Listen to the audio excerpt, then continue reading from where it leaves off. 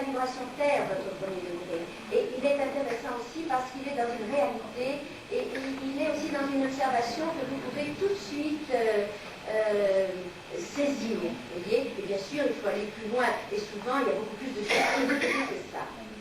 C'est toujours plus subtil. Mais quand même, c'est la même chose. Vous avez aussi, c'est une chose que vous pourriez regarder si vous avez la possibilité de faire des thèmes de plusieurs générations de parents-enfants. Et moi, j'ai pu faire des thèmes justement de plusieurs générations de mère-fille, petite-fille et même au-delà. Et il y a une chose qui m'a énormément frappée, c'est la superposition de la Lune sur Saturne, des mères-filles. Vous voyez. Et là, on retrouve cette espèce de lien dans le temps et dans l'espace, cette espèce de lien karmique, cette espèce de lien lié à la sensibilité féminine, la mère, la grand-mère, l'ancêtre, etc. Vous voyez. Et ça, c'est même émouvant, si vous voulez, de retrouvailles.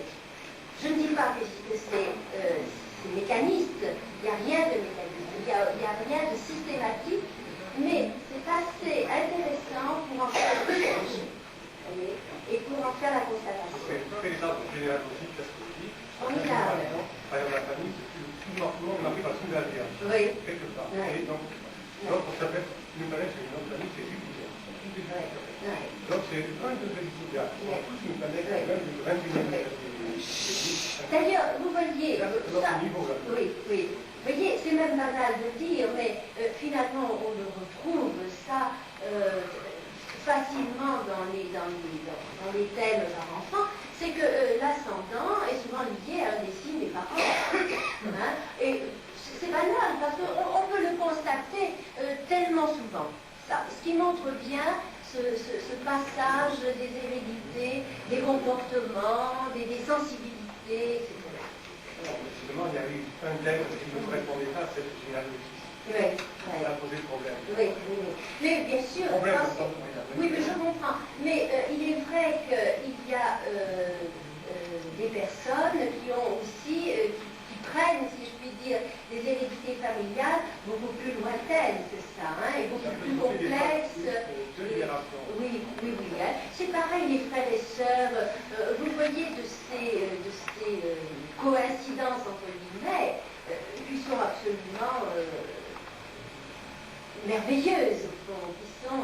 moi, je m'émerveille toujours, vous savez, ça fait 20 ans que je fais l'astrologie, je m'émerveille toujours de voir ces correspondances, cette espèce de grande horloge bien organisée qu'on retrouve à travers toutes ces filiations de thèmes. Madame Abot. Que dites-vous des Gémeaux qui présentent la même vie et qui ont des vies très différentes? Oui. Alors, un signe, ça ne veut pas dire grand-chose. Ah pardon, excusez-moi, j'ai compris les Gémeaux. Ah, les Gémeaux, oui d'accord, les Gémeaux, voilà. Alors voilà, ça c'est très intéressant, ce que vous soulevez là, effectivement. Hein. C'est vrai qu'il y a des thèmes de jumeaux qui sont pratiquement semblables. Hein. Vous avez des jumeaux qui n'ont... il y a une différence dans les thèmes, hein, parce qu'il y a eu des décalages de 10, 15, 20 minutes, donc déjà la lune a bougé, les ascendants ont bougé, donc déjà on sent que c'est déjà un petit peu différent, donc on peut déjà comprendre qu'il y a des différences. Mais c'est vrai, j'ai vu des thèmes de jumeaux où il n'y avait pratiquement pas de différence, où vraiment les enfants étaient nés pratiquement les uns derrière les autres, et les thèmes, bon, on peut dire, bon, l'ascendant, 4 minutes après, va avancer dans le texte, etc. Logiquement, ça ne doit pas faire des différences fondamentales. Mais c'est là, justement, où il faut bien comprendre que l'astrologie n'est pas mécaniste, et que le vécu d'une personne peut être vécu sur des plans différents, tout jumeau que l'on est. Ce qu'on va retrouver, ce sont les cycles. Les cycles seront semblables. C'est-à-dire, si on a un cycle de difficulté, les deux jumeaux ont un cycle de difficulté. S'il y a un cycle de facilité, les deux jumeaux ont un cycle de facilité. Ça, on n'y échappera pas, les jumeaux n'y échapperont pas. Mais ce cycle de difficulté et de facilité peut être vécu sur un plan différent. Vous voyez, sur un plan différent. Je me souviens de 2 petites jumelles, et justement c'était un papa qui était venu avec le thème de ces 2 petites jumelles, et comme il était d'ailleurs très avancé en astrologie, et je dirais non seulement avancé techniquement, mais mentalement, il me disait, vous voyez mes petites jumelles, elles ont vraiment le même thème. Et effectivement, elles avaient le même thème. Et à la naissance, avait ce qu'on appelait autrefois la maladie bleue, vous voyez, une maladie cardiaque très très grave. Et l'autre n'a rien. Or, la petite qui avait la maladie grave a été, donc elles ont été séparées à la naissance. La petite qui avait la maladie grave a été opérée, a été soignée. C'était une enfant qui était restée très gaie, qui semblait ne pas être touchée par la maladie. Elle était restée une enfant finalement, bon, qui semblait souffrir physiquement et qui souffrait physiquement sans doute et qui moralement ne semblait pas touchée. Or, l'autre petite jumelle a fait comme une espèce, je ne dirais pas de dépression nerveuse, parce qu'on ne peut pas dire ça en tant qu'un petit nouveau-né, mais c'est une enfant qui ne pouvait pas manger, c'est une enfant qui était, je crois, comme une sorte de déprime, vous voyez, c'est une enfant qui ne souriait pas, qui ne vivait pas. Et lorsque la petite jumelle a été guérie, tout d'un coup l'enfant s'est ouverte, s'est épanouie, a vécu normalement, ça, vous voyez. Eh bien, ça nous fait bien comprendre ici que le cycle était douloureux pour les 2 enfants, mais que l'une l'a vécu moralement, si je puis dire, psychologiquement. C'était un petit bébé un peu mort, qui ne voulait pas manger, qui ne souriait pas, qui ne réagissait pas. Et l'autre, c'est vrai, sur le plan, en plus, regardez le symbole du cœur. Et en plus, donc on peut dire qu'effectivement, moralement, ce petit bébé vivait la maladie, presque une maladie mortifère. Elle le vivait psychologiquement et l'autre le vivait véritablement au premier degré. On revient à l'idée des degrés. Et moi, je pense que ce qui est souvent unique quand ce sont des jumeaux, qui peuvent avoir des enfants et d'autres pas, des choses comme ça, chacun, si vous voulez, une partie de la vie. Oui, et vous pensez qu'elle a vu une partie... Moi, je trouve que, si vous voulez, ils ont une vie complémentaire et différente. Parce Vous savez que, d'ailleurs, vous voyez,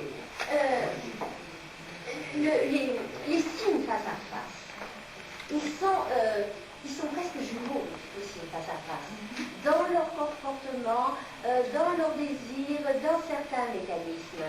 Et au fond, on pourrait les comparer un petit peu justement à 2 faces, ça revient un peu à ce que je dis, aux 2 faces, absolument, aux 2 faces des jumeaux, un petit peu comme vos axes.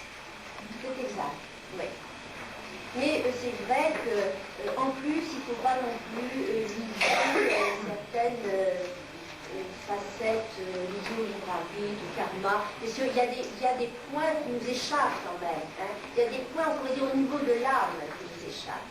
Et finalement, quelquefois, c'est plus confortable au niveau événementiel ou l'événement ponctuel, alors que vécu au niveau subtil, c'est déjà plus fin, c'est déjà... et quelquefois, on ne peut pas toujours l'expliquer à une personne parce que ce n'est pas toujours son attente. Son attente est plus liée à des faits très ponctuels. Est-ce que je vais déménager? Est-ce que je vais acheter ma maison? Est-ce que je vais changer de travail? Etc. On comprend. Effectivement, c'est une demande tout à fait légitime. Mais en même temps, c'est vrai qu'il y a des vécus avec des vibrations beaucoup plus subtiles.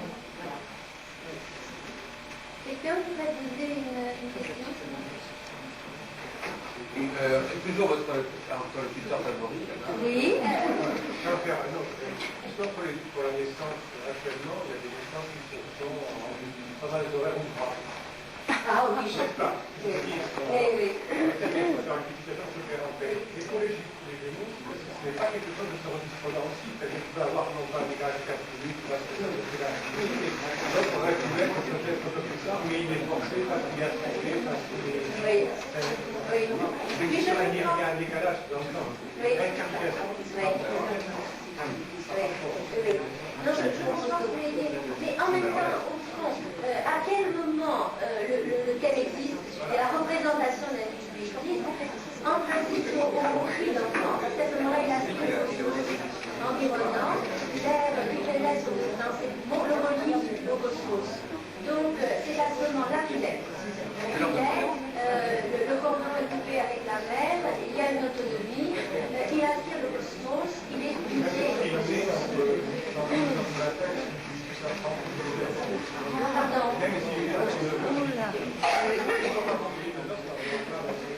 Oui, oui. Mais je crois, vous savez, au fond, bien sûr, s'il y a une provocation, il y a de plus en plus de provocation. Ça devient, c'est ça, dans un schéma cosmique. Ça fait partie de nos techniques uraniennes. Et Uranus est technique, et nous vivons la technique. Et l'individu est pris dans un schéma uranien, est pris dans un schéma technique, et mais il sera peut-être très bon auprès des ordinateurs, parce que déjà, il est programmé. Hein? Oui.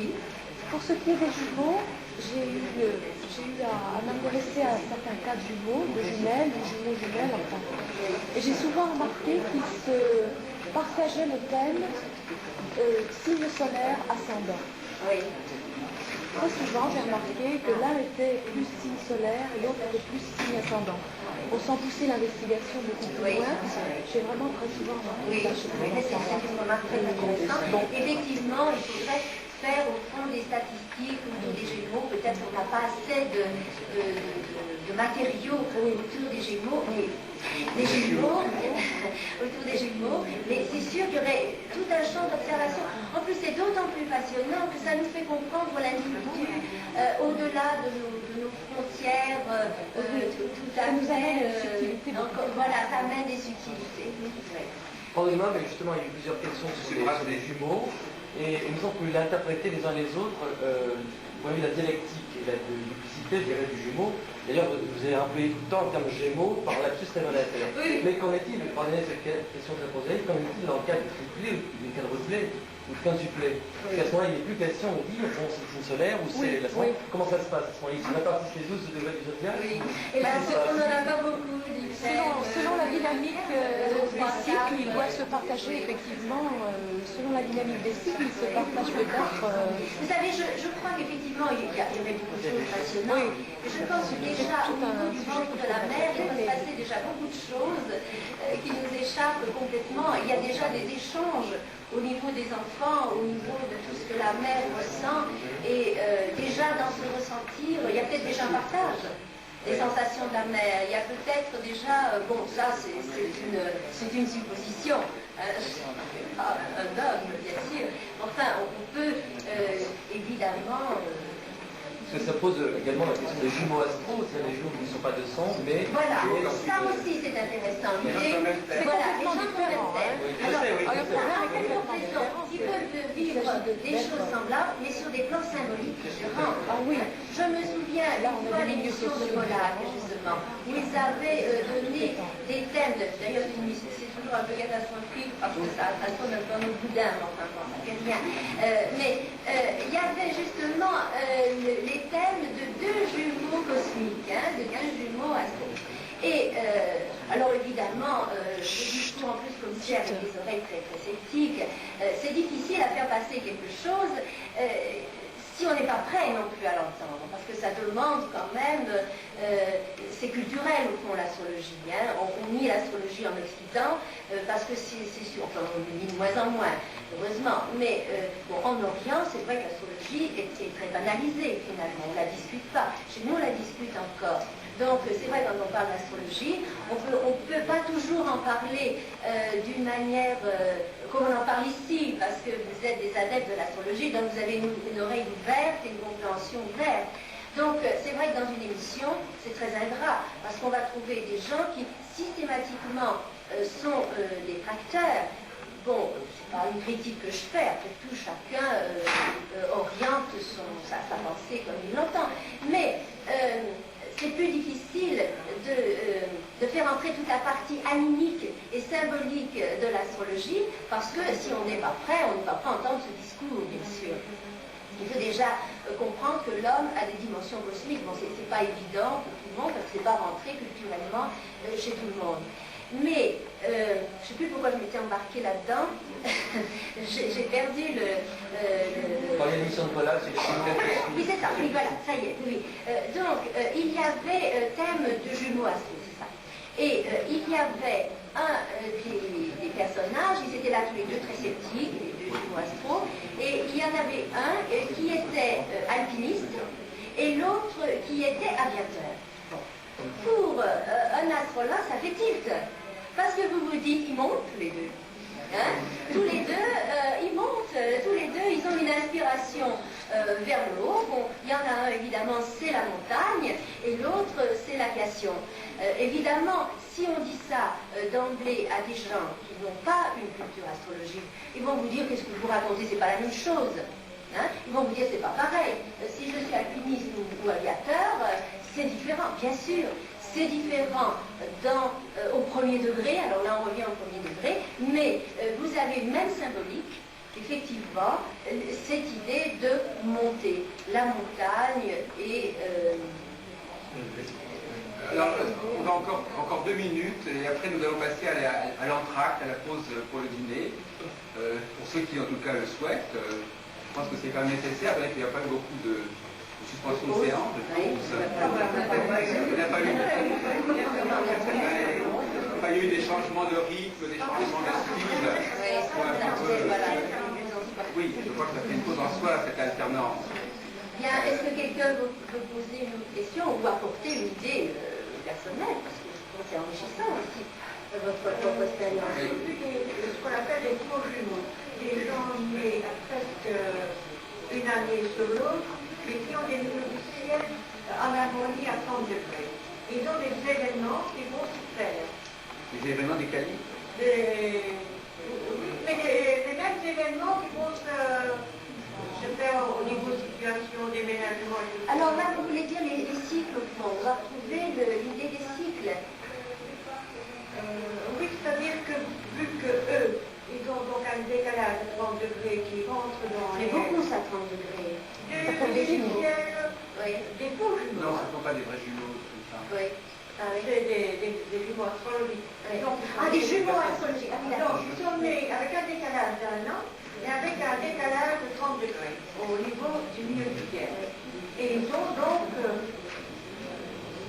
Mais ça change tout. Oui, ça c'est un signe. C'est toute une symbolique de changer. Enfin, je ne vois pas l'intérêt de la chaîne. C'est déjà rien dans les signes.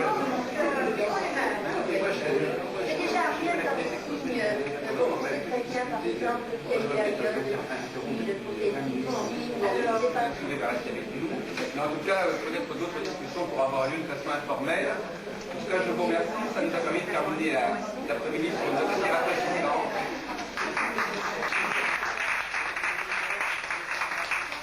Monsieur Juste Jonathan, vous avez une thèse, des chers, concernant le quartier de la Défense.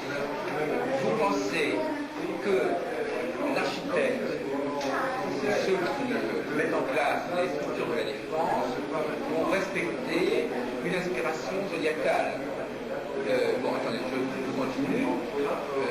Nous avons vu ce matin, dans le cadre de l'atelier de géobiologie, qu'effectivement, certains architectes choisissaient des matériaux en rapport avec l'équation astrologique des personnes qui devaient habiter. Par exemple, M. Gérard Senior a transformé le restaurant L'Omeletterie en transformant les revêtements muraux, les revêtements du sol, pour tenir compte de la caractéristique astrologique du maître des murs.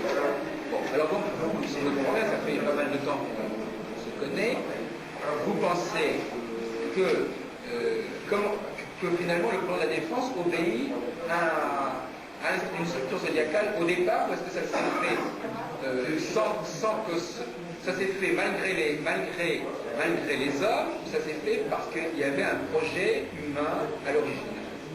Bon, j'ai trouvé l'origine en 1935 dans une brochure d'une commune voisine qui s'appelle Courbevoie, qui a créé un zodiaque de Charras. Ce zodiaque était une ébauche très particulière, présentée dans le bulletin municipal pour lancer un programme de 1000 logements, et le texte sous lequel était marquée la cité de Platon comme emblème, précisait « Le temps est enfin venu d'édifier des bâtiments aux constellations du zodiaque ».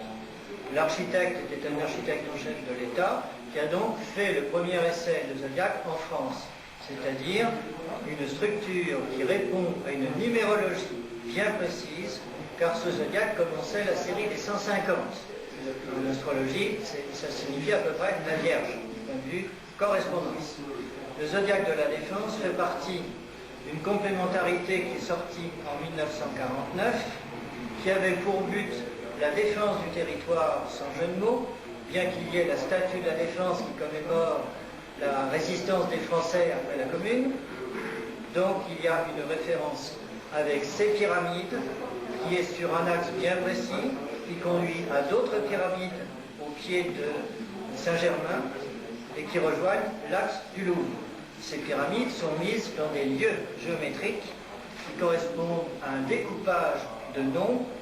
Si je prends une toute petite pyramide, par exemple, qui se trouve sur le parvis, ce qui indique bien qu'il s'agit d'un lieu magique, eh bien, il y a 11 cases en façade, 7 cases en profondeur, et en regardant derrière la grande arche qui voisine les 3 arches du Knit, nous découvrons une pyramide sur la case 52, ce qui ésotériquement veut dire la force du dragon, donc l'énergie de la Terre. Vous utilisez cette énergie, vous l'évacuez si elle devient mauvaise, on a placé des pyramides. Alors il y a une place de la pyramide qui est dans un lieu poisson bien entendu, et étant poisson, il y a 2 systèmes poissons puisqu'il y a en fait 24 heures présentés à la Défense. L'une commence par la tour Atlantique et la dernière s'appelle Neptune, ce qui vous met sur la voie. Il y a un matériau particulier par chaque type zodiacal, donc ça rejoint un petit peu les préoccupations des architectes, car dans les tours poissons, il y a une vision vers le ciel qui est projetée par des colonnades qui s'arrêtent sans rupture avec le ciel. Leur nombre également peut se compter, et c'est un système initiatique et défensif. On a reconstitué somme toute un zodiaque comme à Delphes, comme il en existe à Toulouse, mais celui-ci est particulièrement structuré. Et l'originalité de ce zodiaque est le fait que je l'ai découvert il y a 3 ans et que les trous que j'avais annoncés se sont bouchés conformément aux règles zodiacales. C'est presque une table de Mendeleïev de l'architecture. Absolument, on y trouve d'ailleurs des nombres magiques. On construit par exemple dans cette fameuse arche 4 étages par jour. On y inscrit dans la publicité une cathédrale qui n'est pas n'importe laquelle, Notre-Dame, pour lui donner ses vraies dimensions.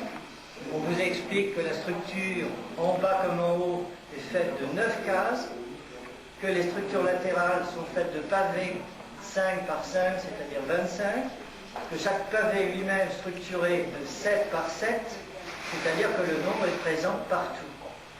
Alors l'originalité des 24 heures est manifestée par un monument qui s'appelle Midi-Minuit, sur lequel il y a les 24 positions du Soleil. Donc, quand on veut parler de 24, on entend par là 12 ensembles qui correspondent aux 12 premiers nombres, et ensuite de 13 à 24, la complémentarité. Donc il y aura un diocénaire uranien, c'est-à-dire quelque chose d'esthétique pour des raisons que je ne peux pas expliquer ici, et un deuxième duodénaire, précisément plutonien. Les places deviendront des cours, tout deviendra extrêmement compliqué, tordu, car c'est un quartier plutonien. C'est un peu le prophète de la Défense, d'une certaine façon, mais comme vous dites prophète, ça peut être très dangereux, car il y a 3 ans, un journaliste a copié un manuscrit que j'avais fait, et il a perdu son poste dans le mois qui suivait. Il a perdu un avenir également dans sa carrière, et tout simplement parce qu'il a voulu démystifier quelque chose de très sérieux. Regardez par exemple ici le découpage qui va vous donner un ensemble de 1 à 6, de 6 à 12, et on continue après pour arriver jusqu'à 24. Et la structure doit se lire dans ce sens vertical, ce qui veut dire qu'il y a 2 pieds à la cathédrale comme une porte. L'une, c'est Neptune bien entendu, et l'autre c'est la tour Nobel, qui a changé de nom, qui voulait dire la force uranienne ni plus ni moins. Autrement dit, c'est une structuration voulue par 3 architectes, prévue pour 40 ans, sur 3 communes, et qui s'appelle, comme il le fallait, Paris-La Défense. C'est une ambiguïté qui fait peur à tous les élus locaux qui n'apprécient pas du tout ce patronage. Et l'État se charge des superstructures, ou plus précisément des jonctions et de l'esthétique. Donc, quand je parle de La Défense, il s'agit en fait d'environ 70 immeubles. C'est un zodiaque qui continue à se développer. La zone initiale s'étend. La durée de l'association d'État qui s'appelle l'EPAD, qui gère l'ensemble, est elle-même reportée d'année en année. Donc, mais il se passe des choses... Mais il y a quand même une chose que je voudrais comprendre. Est-ce que c'est... Parce qu'il y a vraiment deux hypothèses complètement différentes concernant votre travail. À vous entendre, on a l'impression qu'il y a une espèce de zodiaque sous-jacent qui s'impose malgré les hommes, contre leur volonté. Et à la fois, d'un autre côté, on a l'impression aussi qu'il y a quand même un projet de quelqu'un, d'un architecte, d'un concepteur. Alors, quelle est la thèse que vous acceptez? La thèse est très simple. Il y a eu ce que l'on appelle vulgairement une implantation franc-maçonnique, une pierre de fondation. Ceux qui ne savent pas ce que c'est peuvent se rendre au Louvre. Dans le département sumérien, très difficile à rencontrer, car il faut y aller certains jours. On découvre une trentaine de pierres de fondation. C'est ce que l'on faisait pour des villes, pour des capitales, pour des lieux magiques. Cette tradition s'est poursuivie dans les cathédrales, ce qui fait par exemple que s'il y a un accident mortel, on décale le lancement de la cathédrale d'une certaine manière. Il y a le coq noir qui est tué la nuit. Enfin, il existe des rituels du Moyen-Âge qui eux-mêmes ont succédé à des rituels beaucoup plus anciens. Et la haute hiérarchie des architectes, on se connaît d'ailleurs l'architecte qui est à la clé de l'ensemble, fait partie d'un groupe de 5 architectes qui a construit 8 des tours les plus fantastiques. Mais quand certaines choses ne se produisent pas, on a l'impression parfois qu'il y a une sorte de volonté qui empêche certaines choses de se faire ou qui force d'autres choses à se faire. C'est une volonté quand même mystérieuse, c'est une volonté occulte. C'est une volonté occulte. Je vais vous donner un cas concret. La fameuse arche qui est superbe, elle a une inclination qui a été constatée par tous les experts de 6 degrés. Alors on a mis les calculs d'ordinateur en place, on a expliqué que c'était le sous-sol, on a expliqué des tas de choses et en fait on a fait un constat d'impuissance. La réalité est beaucoup plus simple. 6 degrés vont lui donner la vie de la Terre et vont laisser passer le soleil là où il le faut. Voilà le message occulte qui a été voulu. Mais quel est votre... Alors, je vous pose une question. Qu'est-ce que c'est pour vous l'occulte? Est-ce que ce sont des hommes? Est-ce que ce sont des forces? Est-ce que ce sont des vibrations? C'est quoi l'occulte? L'occulte, ça consiste à mettre un certain rituel sur une pierre qui est enfoncée dans un certain lieu qui doit répondre à une notion précise, c'est-à-dire en l'occurrence défendre le territoire. Ce que vous voulez dire que la pierre de fondation est une sorte de programmation? Absolument. C'est un rituel qui fait que si on propose à un promoteur d'un immeuble une structure, même si c'est accepté, budgétisé, c'est balayé du jour au lendemain. Or, imaginez un lancement simplement sur l'arche elle-même qui est cubique, référence sumérienne évidente, dans les nombres, dans les formes et dans tout. Eh bien, on constate qu'il y a eu 800 demandes, 400 et quelques projets. Un seul a retenu l'attention du président de la République et a fait l'unanimité. Et l'architecte a écrit un texte sublime en disant « Je construis le monument de l'histoire pour qu'il se passe des échanges, il se passe des tas de choses. » Il a écrit un texte sublime et c'est un Danois. Quand on regarde ce qui se passe au Louvre, qui est un ensemble du même style, vous ignorez qu'il y a en fait 4 pyramides. Vous ignorez que l'architecte a prévu une programmation avec des nombres particuliers. Il y a le chiffre 33, il y a un certain nombre de triangles. Pourquoi la pyramide du Louvre, justement? Pourquoi y en a-t-il une inversée sur les 4? Alors, celle qui est inversée, c'est celle qui est sous les figures géométriques que vous voyez. Car je dis bien que ce sont des architectes qui sont à l'origine de toutes ces notions très secrètes, disons, mais qui ont comme support la géométrie, c'est-à-dire le nombre mis en place. Non, mais on connaît les théories de nombres et de géobiologie sur l'utilisation du nombre d'or, les chemins régulateurs. Mais qu'est-ce qui peut donner la certitude que ça soit opératif? On connaît par exemple des expériences qu'ont faites les Tibétains en France. Certaines sont judicieuses, d'autres ne le sont pas. Par exemple, visiblement, le temple de Bourgogne est très bien conçu, mais visiblement, il ne s'incarne pas dans la terre.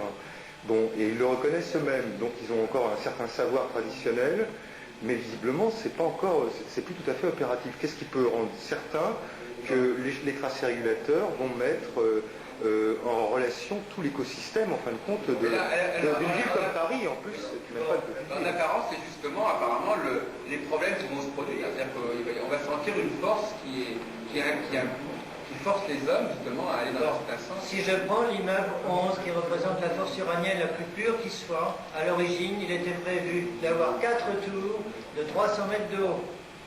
L'ensemble est devenu quelque chose de très extraordinaire. C'est l'ensemble bleu qui figure là-dessus, avec des unités sur lesquelles, facialement, on voit tous les symboles uraniens, les axes cardinaux. Sur la façade, sur 300 mètres, l'emblème d'Uranus est présent, sur 300 mètres, je dis bien. L'intérieur est un ensemble isolé du contexte de la défense, géré par des gens autonomes, les commerçants. À l'intérieur, vous avez un zodiaque miniature, où il est question de ciel, d'arcade, d'hélice, enfin tous les mots sont en place. Or, ces mots n'ont pas été voulus, ils sont venus par bribes.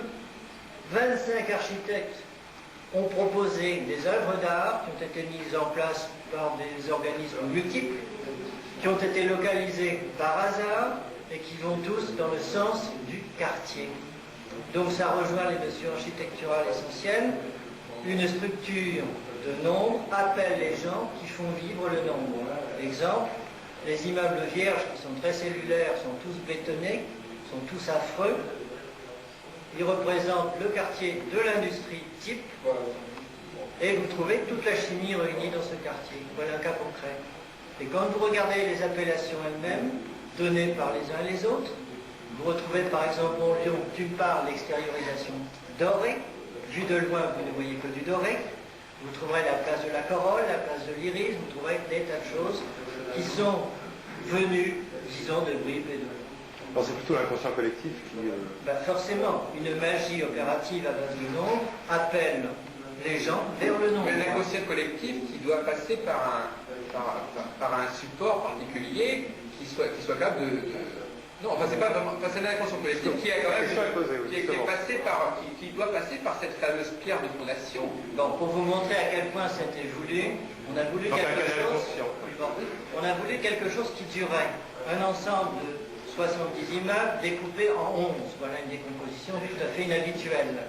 Ce qui prouve bien qu'on a voulu éviter l'erreur égyptienne d'un système parfaitement ordonné qui à 12 se ferme tout seul. Et ça a l'air de vous passionner ce sujet, M. Dorsan. Est-ce que vous pourriez nous expliquer pourquoi? Je vais m'efforcer. J'avais envie de répondre pourquoi la mémoire collective inconsciente de ces hommes, peut-être. Non, en réalité, je connais les structures des nombres et les nombres vont vous appeler. Donc il y a une espèce d'appel du nombre. Est-ce que vous avez des expériences comme celle-là dans votre carrière? Non, mais je comprends votre question et en toute bonne foi, je demande de pouvoir vous répondre. Qu'est-ce que je peux vous répondre? J'étais ces derniers jours à Toulouse. Nous avons visité des châteaux cathares. Il y a un Toulousain ici d'ailleurs, j'ai vu son Oui, c'est un De toute façon, il y a un château de Toulouse. demain. Pas voulu, mais il existe. Et nous visitons des abbayes, cisterciens, etc. Et à un moment donné, j'ai dit, mais qu'est-ce que c'est ça? Et je regarde pour glace. 2 ou 12, 24. 11. Alors ils me regardent tous. La petite qui avait 3 ans, avec qui on a déjeuné, elle a dit, ça va pas la tête, tout à l'heure, on va faire autre chose. Je dis non, c'est pas possible ça. Alors c'était moi le catholique, ici le chrétien, tout ça, tout ça. Mais est-ce que vous croyez, monsieur, qu'il pourrait y avoir une influence grecque, plutôt égyptienne? Parce que je suis très intéressé par les rosaces, par la division du cercle. En Lens, c'est la première fois que je ça. Lens, pour moi, ça évoque Jupiter, le dieu Zéus. Voilà. Je dis en quelques mots, Jupiter il tourne autour du Soleil, mais on ne savait pas que les planètes tournent autour du Soleil, si on les considère à partir de la Terre, Jupiter Jupiter fait le tour du Soleil en 12 ans. Il fait le tour du système Soleil-Terre en 2 ans, quelque peu moins pour employer le mot de Nostradamus. Quelque peu moins, c'est très important. Parce qu'en réalité, il va faire 7 fois sa révolution solaire, 7 fois 12, ça fait 83. Si seulement avec Uranus, que 7 fois 12, ça donne 84. Bref, si vous dessinez la rosace que Jupiter dessine vue de la Terre, nous sommes sur la Terre, peu importe si nous savons, si nous avons déjà que la Terre tourne. Adressez-vous plutôt à la caméra. Du Soleil. Bon, alors, vous avez la Terre, et vous avez Jupiter qui fait le tour en réalité du Soleil en 12 ans. Mais en réalité, vu de la Terre, étant donné le propre mouvement de la Terre autour du Soleil, Jupiter en 12 ans, il fait ça.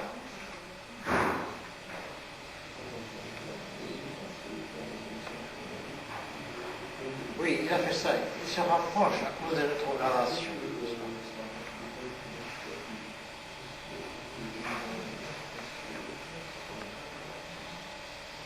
Encore 2 ans.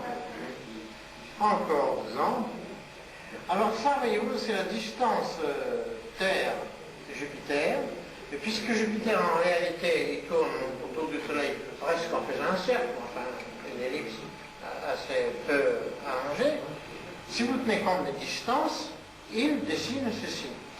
Et je m'en présente hommage à quelqu'un que vous connaissez, Jacques, puisqu'on a parlé du même livre.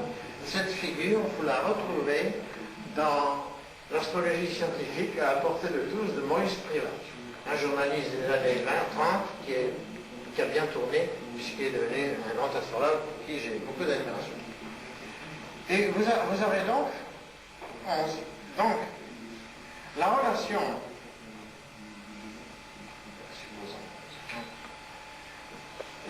entre Jupiter et le nombre 11, pour moi qui suis astrologue et numérologue, et pour qui la vraie numérologie est dessinée dans le ciel, la vraie numérologie elle est cosmographique, elle est astrologique. La relation entre le nombre 11 et Jupiter, c'est indiscutable. Vous me direz tous, si vous voulez, oui, 12 ans, c'est vrai, parce que l'année c'est vraiment quelque chose de physique, de cosmographique. C'est le temps que la Terre met autour du Soleil. Alors, Jupiter égale 12, si vous voulez, et il est vrai que pour les hindous, le nombre de Jupiter c'est 3, puisque la somme théosophique de 12 à 23, donc Jupiter est 3. Le 3 à la roulette, avec un Jupiter très très fort, à très bref, dans des périodes très courtes, très brèves, très violentes, le 3 sort plus souvent qu'une fois sur 37. Mais le 11 et le 29, parce qu'il faut ajouter 18 à la roulette, n'est-ce pas? Puisque vous avez 2 fois 18 numéros. Et 29 de plus 9 également, bien entendu. Mais le 11 et le 29, avec Jupiter, après 200 000 observations, 200 000 boules astrologiquement chronotées, le 11 et le 29 sortent beaucoup plus souvent que le 3. Alors, je me trouvais dans les toutes dernières années auprès d'un homme qui était en train d'écrire un livre de numérologie.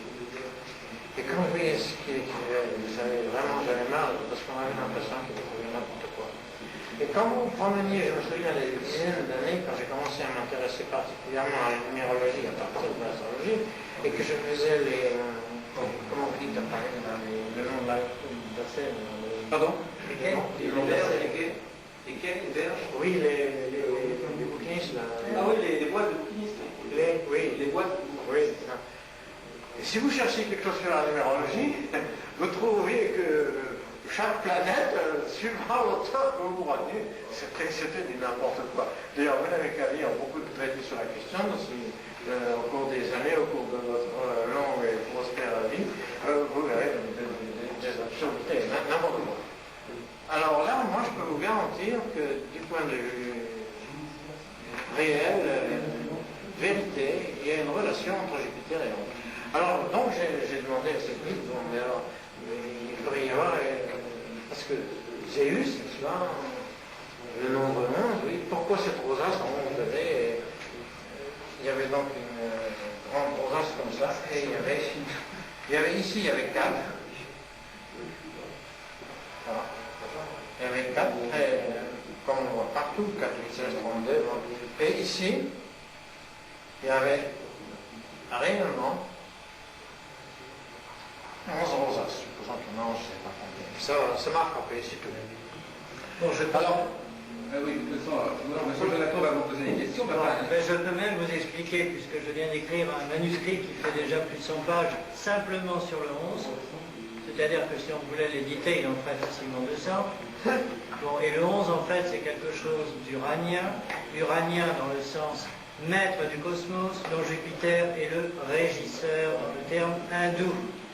Donc en fait, il y a une similitude entre l'un et l'autre. L'un est le maître d'œuvre, c'est Uranus le 11, dont Jupiter est l'exécuteur le 9. L'un, musicalement, s'appelle le Ré, l'autre s'appellera le Ré dièse, car toutes les notions astrologiques fonctionnent sur n'importe quel plan. Tout à l'heure, vous m'avez parlé du nombre d'or, je vous répondrai qu'un architecte ne se préoccupe jamais du nombre d'or, que le nombre d'or vient d'un coup d'œil et de nombres mis en place qui sont des nombres séquentiels. Si vous parlez en photographie de 24-36, c'est un rapport 2/3, c'est la quinte musicale solaire, et on ne s'occupe absolument pas de savoir si, à l'analyse, on découvrira le nombre d'or. Le nombre d'or est une résultante.